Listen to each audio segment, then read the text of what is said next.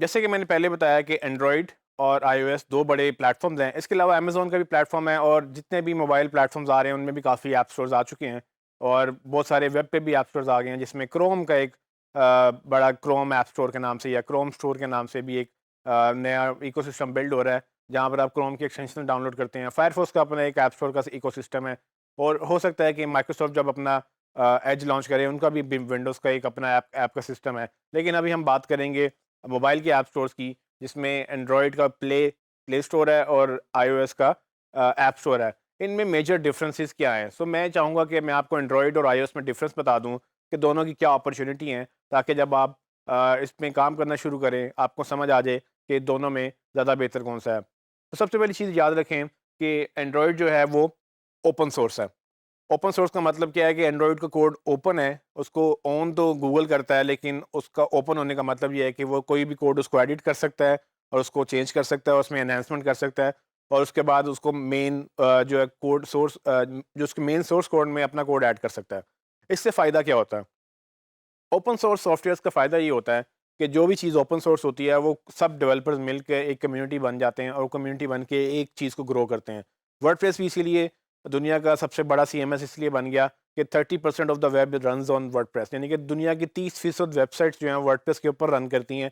सिर्फ इसीलिए कि वर्डप्रेस भी ओपन सोर्स था और वर्डप्रेस में भी हर डेवलपर अपनी अपनी कंट्रीब्यूशन करता रहता है और वर्डप्रेस का हर रोज़ एक नई नई शक्ल निकलती है, तो एक कम्युनिटी बन जाती है। वो सब मिल के काम करते हैं। तो ओपन सोर्स में यही फ़ायदा होता है, इसीलिए एंड्रॉयड का जो सॉफ्टवेयर है वो भी काफ़ी तेज़ी से ओपन सोर्स होने की वजह से काफ़ी तेज़ी से ग्रो कर गया। जबकि एप्पल का जो आईओएस सॉफ्टवेयर है वो प्रोप्राइटरी सॉफ्टवेयर है।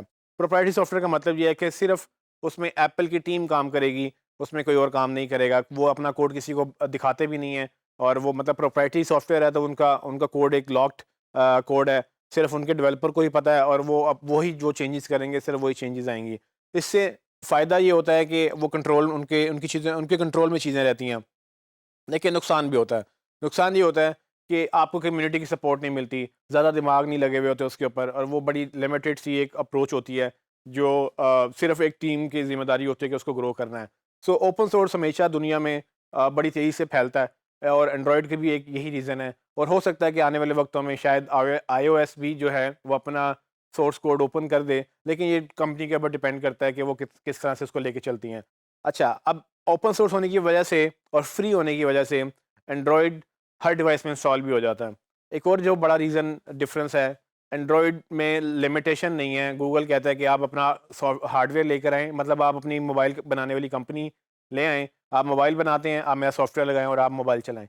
तो एंड्रॉयड ने जब ये इसको सबके लिए ओपन कर दिया, तो ये तेज़ी से जो है ना एंड्रॉयड हर डिवाइस में फैल गया। इसीलिए एंड्रॉयड हर दूसरे मोबाइल फ़ोन में आप समझ लें कि एंड्रॉयड है, सैमसंग हो, हुआवे हो, ओप्पो है, इन्फिनिक्स है, कोई भी आप कंपनी पकड़ लें जो फ़ोन बनाती है, एलजी आ गया, मोटोरोला आ गया, नोकिया तक और यहाँ तक कि विंडोज़ तक जो फ़ोन हैं, वो सारे के सारे माइक्रोसॉफ्ट भी अब एंड्रॉयड के ऊपर फ़ोन बना रहे हैं। तो एक तरफ एंड्रॉयड हर कंपनी एंड्रॉयड के ऊपर फ़ोन बना रही है और एक तरफ सिर्फ एप्पल आईओएस जो है वो उसके ऊपर बन रहा है। तो इससे रीच काफ़ी बढ़ चुकी है। ये एक अंडरस्टैंड करने वाली बात है कि एंड्रॉयड 5000 वाले फ़ोन में भी चलता है, एंड्रॉयड 5 जो है वो मतलब डेढ़ 2 लाख वाले फ़ोन में जो सबसे हाई एंड जो फ़ोन्स हैं इनके, उसमें भी चलता है। जबकि आईओएस सिर्फ़ आईफ़ोन में चलता है और या आईपैड में चलता है, जो कि ऑलमोस्ट बड़े महँगे फ़ोन समझे जाते हैं।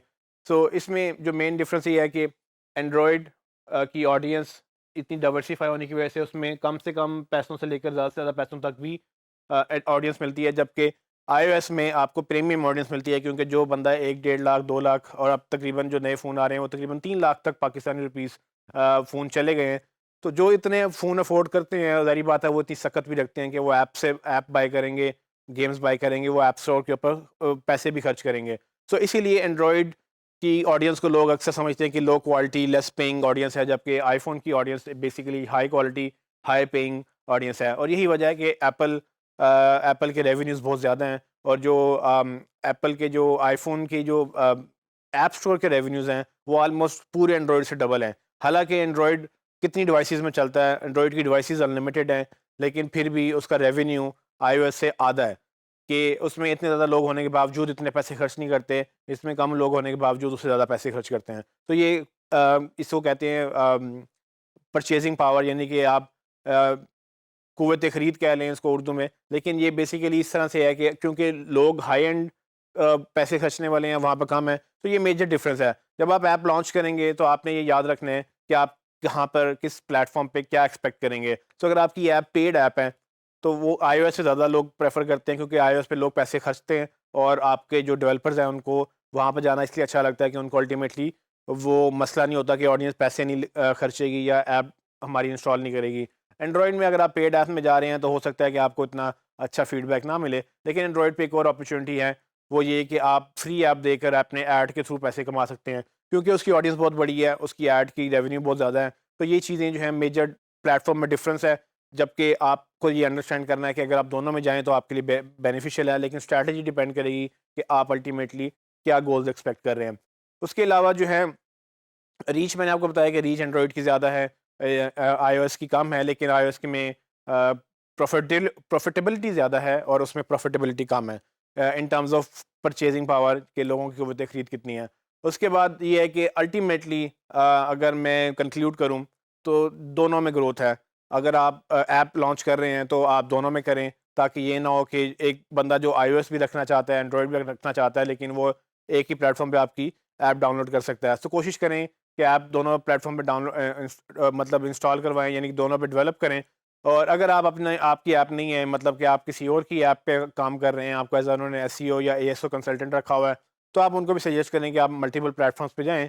बाकी ऐप्स उस पर रैंक करना, वो चीज़ें हम बाद में बात करेंगे, लेकिन एक लास्ट पॉइंट मैं आपको बताता चलूँ कि बेसिकली एक और जो बड़ा डिफरेंस है एंड्रॉयड की ऐप्स में और iOS की ऐप्स में, वो ये कि एंड्रॉयड की सारी जो प्ले स्टोर की ऐप्स हैं वो गूगल में सर्चेबल हैं, जबकि iOS की ऐप गूगल में सर्चेबल नहीं है। तो ये चीज़ें भी मैटर करती हैं कि एसईओ पॉइंट ऑफ व्यू से, एएसओ पॉइंट ऑफ व्यू से आपको एंड्रॉयड ही सूट करता है। iOS आपको इतनी फंक्शनैलिटी अलाउ नहीं करता कि आप उसमें ज़्यादा चेंजेस कर सकें। आप उसमें मैक्सिमम 2-4 चीज़ें चेंज कर सकते हैं, बाकी सारी चीज़ें iOS की कंट्रोल में होती हैं। वो खुद ही आपको बूस्ट करेगा, खुद ही ऊपर लेके जाएगा, खुद ही अपनी ऑप्टिमाइज़ेशन करेगा। जबकि एंड्रॉयड आपको ज़्यादा फ्लेक्सिबिलिटी देता है कि आपके स्क्रीनशॉट अच्छे होंगे या आपकी बाकी चीज़ें, उसमें आप iOS के मुकाबले में ज़्यादा चीज़ें मैनेज कर सकते हैं, इसीलिए वहाँ पर एएसओ भी ज़्यादा अच्छी हो सकती है। तो एएसओ बेसिकली ज़्यादातर रिलाय एंड्रॉयड के ऊपर ही करती है।